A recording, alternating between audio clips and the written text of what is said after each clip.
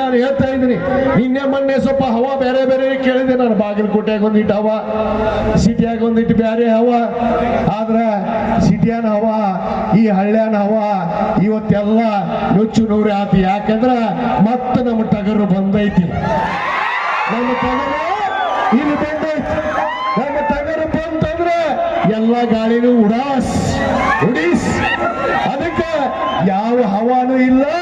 ಈಗ ಇಡೀ ಬಾಗಲಕೋಟೆ ಮತಕ್ಷೇತ್ರದಲ್ಲಿ, ಬಾಗಲಕೋಟೆ ಜಿಲ್ಲೆಯಲ್ಲಿ ಒಂದೇ ಹವಾ ಯಾರ್ದು ಅಂದ್ರೆ ಅದು ನಮ್ಮ ಟಗರಿನ ಹವಾ, ಅದು ಸಿದ್ದರಾಮಯ್ಯ ಸಾಹೇಬರ ಹವಾ ಅನ್ನೋ ಮಾತನ್ನು ನಾವು ಇವತ್ತು ಒಪ್ಕೊಳ್ಬೇಕಾಗುತ್ತೆ.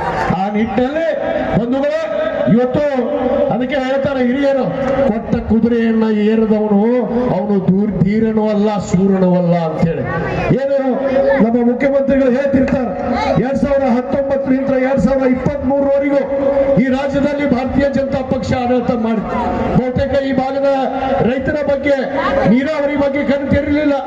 ಇವತ್ತು ಬಡವರ ಮಕ್ಕಳು ವಿದ್ಯಾವಂತರಾಗಬೇಕು, ವೈದ್ಯರಾಗಬೇಕು, ಡಾಕ್ಟರ್ ಆಗಬೇಕು, ಇಂಜಿನಿಯರ್ ಆಗಬೇಕು ಅನ್ನೋ ಕನಸನ್ನು ಕೂಡ ಅವರು ಕಾಣಲಿಲ್ಲ.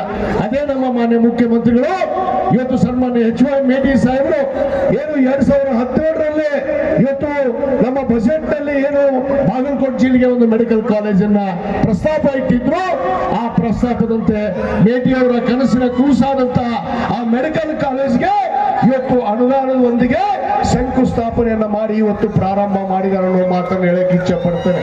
ಯಾಕಂದ್ರೆ ಬಡವ್ರ ಮಕ್ಕಳು ವಿದ್ಯಾವಂತರಾಗಬಾರ್ದ, ಬಡವ್ರ ಮಕ್ಕಳು ಡಾಕ್ಟರ್ ಆಗಬಾರ್ದ, ಬಡವ್ರ ಮಕ್ಕಳು ಇಂಜಿನಿಯರ್ ಆಗಬಾರ್ದ. ಇಲ್ಲಿ ಇದ್ದಾರೆ ಸನ್ಮಾನ್ಯ ಬಿಜೆಪಿ ಅಭ್ಯರ್ಥಿಯವರು, ಇವತ್ತು ಅವ್ರದೇ ಸ್ವಂತ ಸಂಸ್ಥೆಯನ್ನು ಕಟ್ಟಿಕೊಂಡ. ಇವತ್ತು ಅವರ ಮೆಡಿಕಲ್ ಕಾಲೇಜ್ ಎಲ್ಲಿ ಬಂದಾಗುತ್ತೆ, ಅವ್ರ ಇಂಜಿನಿಯರ್ ಕಾಲೇಜ್ ಎಲ್ಲಿ ಬಂದಾಗುತ್ತೆ ಅಂತ ಹೇಳಿ 2019ರಿಂದ 2023ವರೆಗೂ ಆ ಮೆಡಿಕಲ್ ಕಾಲೇಜ್ ಅನ್ನ ಪ್ರಾರಂಭ ಮಾಡೋದಕ್ಕೆ ಬಿಡ್ಲಿಲ್ಲ ಬಂಧುಗಳೇ. ಆದ್ರೆ ಇವತ್ತು ನಮ್ಮ ಮುಖ್ಯಮಂತ್ರಿಗಳು ಬಿಡ್ಲಿಲ್ಲ. ನಮ್ಮ HY ಮೇಟಿ ಸಾಹೇಬರ ಕನಸಿನ ಕೂಸಾದಂತ ಆ ಒಂದು ವೈದ್ಯಕೀಯ ಕಾಲೇಜ್ ಅನ್ನ ಇವತ್ತು ಅನುದಾನವನ್ನು ಕೊಟ್ಟು ಪ್ರಾರಂಭ ಮಾಡಿದ್ದಾರೆ. ನಮ್ಮ ಜಿಲ್ಲೆಗೂ ಕೂಡ ಇವತ್ತು ನಮ್ಮ ಅನೇಕ ಬಡ ಮಕ್ಕಳು ಇವತ್ತು ವೈದ್ಯರ ಆಗ್ತಾರೆ ಅನ್ನೋದು ಗ್ಯಾರಂಟಿಯನ್ನು ತಂದು ಕೊಟ್ಟಂತ ಪುಣ್ಯಾತ್ಮರು ಅದು ಸನ್ಮಾನ್ಯ ಸಿದ್ದರಾಮಯ್ಯ ಸಾಹೇಬರು ಅನ್ನೋ ಮಾತನ್ನ ಇವತ್ತು ನಾವು ಹೇಳಬೇಕಾಗುತ್ತೆ. ಆದ ಕಾರಣ ಅವ್ರು ಏನ್ ಮಾಡ್ತಾ ಇದ್ದಾರೆ ಅಂದ್ರೆ, ಒಬ್ಬರಿಗಾರ ಒಂದು ಪುಕ್ಷಟ್ಟೆ ಸೀಟ್ ಕೊಟ್ರನಪ್ಪ ಅವ್ರ ಸಂಸ್ಥೆದಾಗ, ಯಾರಿಗಾರ ಒಬ್ಬರಿಗಾರ ಮೆಡಿಕಲ್ ಕಾಲೇಜ್ ಕೊಟ್ರನ ಬೆಂಗಳೂರಾಗ, ಯಾರಿಗಾರ ಪುಕ್ಷಟ್ಟೆ ಕೊಟ್ರ ಒಂದು ಮಾಡ್ಲಿಲ್ಲ. ಇವತ್ತು ಈ ರಾಜ್ಯದಲ್ಲಿ ಇಬ್ರು ಮುಖ್ಯಮಂತ್ರಿಗಳಾಗಿ ಹೋದ್ರು ಲಿಂಗಾಯತರು. ಒಬ್ರು ಸನ್ಮಾನ್ಯ ಯಡಿಯೂರಪ್ಪನವರು, ಒಬ್ರು ಸನ್ಮಾನ್ಯ ಬಸವರಾಜ ಬೊಮ್ಮಾಯಿ ಅವರು. ಇವತ್ತು ಲಿಂಗಾಯತ ಮುಖ್ಯಮಂತ್ರಿಗಳಾಗಿ ಇವತ್ತು ಈ ಬಸವನಾಡಿನಲ್ಲಿ ಸನ್ಮಾನ್ಯ ಚರಂತಿಮಠ ಅವರು MLA ಇದ್ರು. ಇಲ್ಲಿ ವೇದಿಕೆ ಮೇಲೆ ನಮ್ಮ ಚರಂತಿಮಠರ ಸೋದರ ಅಂತ ಮಲ್ಲಿಕಾರ್ಜುನ್ ಚರಂತಿಮಠ ಅವರು ಇಲ್ಲೇ ಅದಾರ. ಅವರು ಮಾತಾಡಬೇಕಾಗಿತ್ತು. ಅವರು ಹೇಳ್ತಾರೆ, ಕಳೆದ ಬಾರಿ ಅವರು ಅಭ್ಯರ್ಥಿಯಾಗಿ ನಿಂತಿದ್ರು.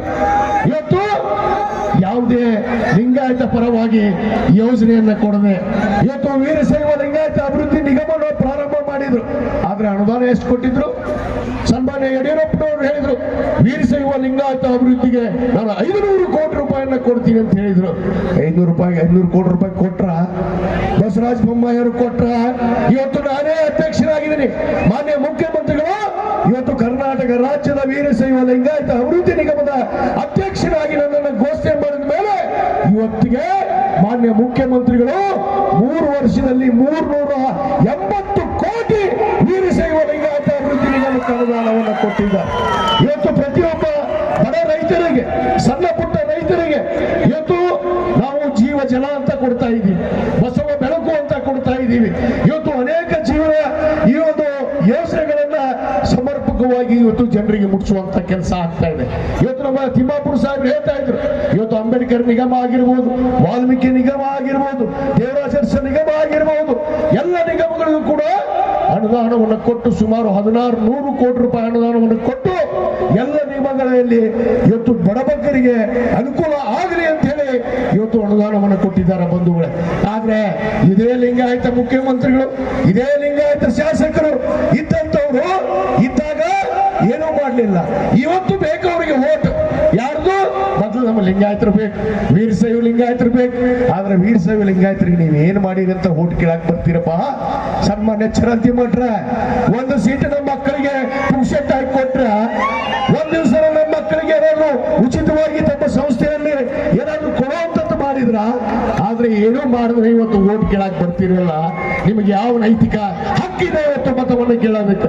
ಇವತ್ತು ಈ ಕ್ಷೇತ್ರದಲ್ಲಿ ಏನಾದ್ರೂ ಅಭಿವೃದ್ಧಿಯನ್ನು ಕಂಡಿದ್ರೆ ಅದು ಸನ್ಮಾನ್ಯ HY ಮೇಟಿ ಸಾಹೇಬ್ರಿದ್ರು ಅನ್ನೋ ಮಾತನ್ನ ಇವತ್ತು ನಾವು ಗಟ್ಟಿಯಾಗಿ ಹೇಳಬೇಕಾಗತ್ತೆ ಬಂಧುಗಳೇ.